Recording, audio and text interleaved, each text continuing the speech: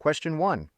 When you start in home inspections, do most people work for another company or run their own business? Answer: most inspectors work for themselves. Question 2. What is the simplest legal way to operate a one-person inspection business? Answer: sole proprietorship. Question 3. In a simple one-person business, what happens to your personal house and car if you lose a big lawsuit?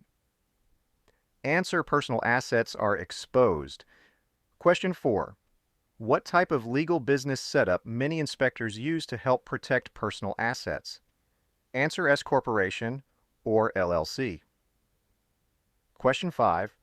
When you operate as a corporation or LLC, how should you handle business money compared to personal money?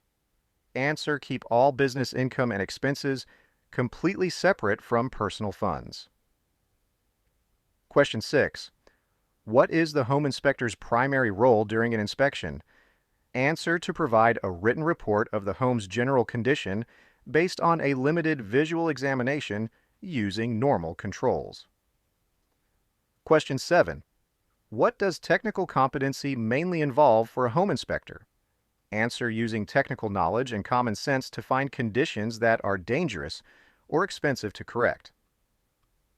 Question 8. Do home inspectors need to be expert custom home builders to be competent? Answer: no. They need general knowledge of home systems and the ability to recognize unsafe, damaged, or improperly installed conditions. Question 9. Are home inspectors considered code enforcers or code experts? Answer: no, they are not code experts and do not enforce building codes.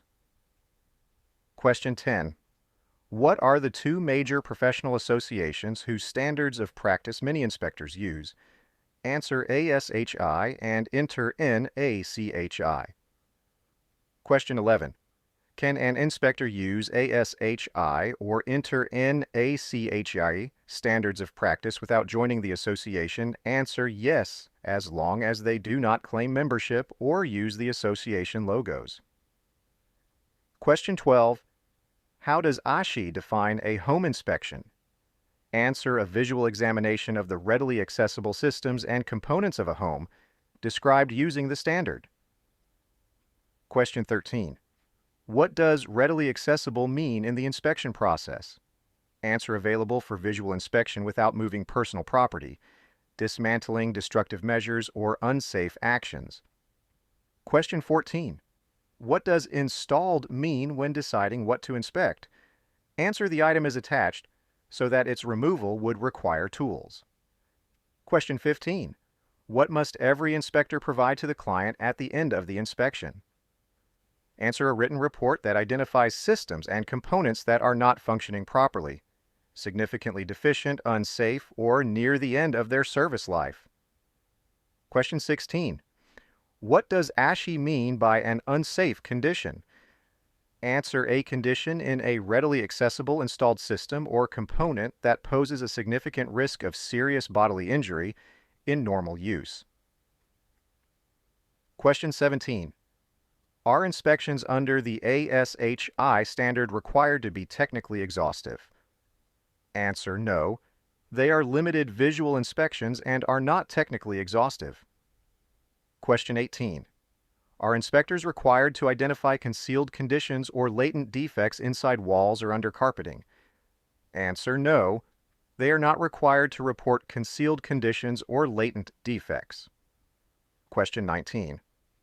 Does a standard home inspection include determining market value or advising whether to buy the property? Answer: no. Inspectors do not determine market value and do not advise on purchasing decisions.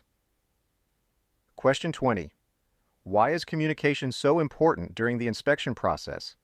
Answer: because inspectors must deliver potentially bad news in a clear, non-alarming way to emotionally invested buyers, sellers, and agents,